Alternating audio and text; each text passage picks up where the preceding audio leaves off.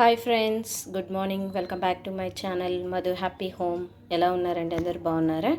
So ఈరోజు వీడియోలో నేను మటన్ కర్రీ చేస్తున్నానండి. సో ఈ మటన్ కర్రీ అర కేజీ మటను నేను ఇది నీట్గా 3 టైమ్స్ వాష్ చేసి పెట్టుకున్నాను. సో ఇప్పుడు దీంట్లో కొంచెం మునిగినన్ని వాటర్ పోసుకోండి. అలాగే ఒక టీ స్పూన్ ఆయిల్ వేసుకోండి, ఎందుకంటే మనం విజిల్ వచ్చేటప్పుడు పొంగంతా బయటికి రాకుండా. సో 1 టీ స్పూన్ ఆయిల్ వేసుకొని చక్కగా ఒక 7 to 8 విజిల్స్ వరకు ఇది చక్కగా ఉడకనిచ్చుకోండి. అలాగే నేను ఇక్కడ 2 మీడియం సైజ్ ఆనియన్స్ తీసుకున్నానండి. అలాగే చిన్నవి 3 టొమాటోస్ తీసుకున్నాను. అలాగే మీకు కారానికి తగ్గట్టు ఒక 2 పచ్చిమిర్చి వేసుకోండి. అలాగే 2 రెమ్మల కరివేపాకు, అలాగే కొంచెం కొత్తిమీర కూడా వేసుకోండి, టేస్ట్కి బాగుంటుంది. సో ఇప్పుడు మనం దీని ప్రాసెస్ ఏంటో చూద్దాం. ఓకే ఫ్రెండ్స్, ఇక్కడ నేను స్టవ్ మీద కుక్కర్ పెట్టానండి. సో ఇక్కడ నేను ఒక 7 to 8 విజిల్స్ వచ్చేంత వరకు మనం దీన్ని ఉంచుకుందాము. చూస్తున్నారు కదా, మటను ఎంతో చక్కగా ఉడికిపోయిందండి. ఇప్పుడు మనము స్టవ్ మీద ఒక ప్యాన్ పెట్టుకుందామండి. ప్యాన్ పెట్టుకొని స్టవ్ ఆన్ చేసుకొని తర్వాత 2 టేబుల్ స్పూన్ ఆయిల్ వేసుకోండి. ఓకే అండి, ఆయిల్ బాగా హీట్ ఎక్కింది. కట్ చేసి పెట్టుకున్న ఉల్లిపాయలు వేసుకోవాలండి. వీటిని బాగా కలుపుతూ ఉండాలి. అలాగే కరివేపాకు కూడా వేసుకోవాలి. కరివేపాకు కూడా వేసి బాగా కలుపుకోవాలండి. తర్వాత పచ్చిమిర్చి కూడా నేను ఇక్కడ 2 పచ్చిమిర్చి తీసుకున్నాను, అవి కూడా వేసుకొని బాగా కలపెట్టుకోవాలండి. ఇవన్నీ బాగా కలపెట్టిన తర్వాత దీంట్లో నేను 1 టీ స్పూన్ అల్లం వెల్లుల్లి పేస్ట్ వేస్తున్నానండి. అల్లం వెల్లుల్లి పేస్ట్ కూడా బాగా మగ్గేంత వరకు మనము ఆనియన్స్ అన్నీ బాగా కలర్ చేంజ్ అయ్యేంత వరకు బాగా కలుపుకోవాలండి. చూస్తున్నారు కదా, మన అల్లం వెల్లుల్లి పేస్ట్ వేసేసరికి కలర్ అంతా బాగా చేంజ్ అయిపోయింది.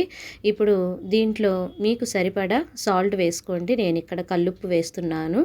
సో ఉప్పు అంతా బాగా కలిసిన తర్వాత దీంట్లో నేను కొద్దిగా రెండు టొమాటోస్ తీసుకున్నాను కదా, ఈ 2 టొమాటోస్ కూడా వేసుకొని బాగా కలబెట్టుకోవాలండి.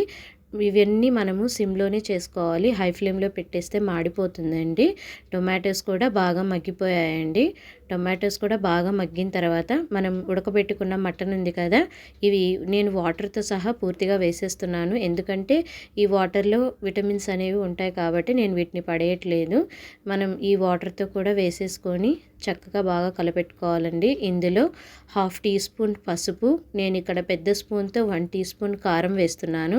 అలాగే 1 టీ స్పూన్ ధనియాల పొడి కూడా వేస్తున్నానండి. దీన్ని ఇలా చక్కగా మూత పెట్టేసి ఒక 5 మినిట్స్ చక్కగా ఉడకనియాలండి. ఉడికిన తర్వాత మనకి ఆయిల్ అంతా పైకి తేలుతుంది. సో మటన్ అనేది ఇంకొంచెం బాగా ఇక్కడ బాగా ఉడకాలండి. ఇక్కడ ఉడికిన తర్వాత మూత తీసి చూస్తే నేను ఇక్కడ కర్రీ లాగా చేస్తున్నానండి. మటను ఫ్రై కాదు, కర్రీ చేస్తున్నాను.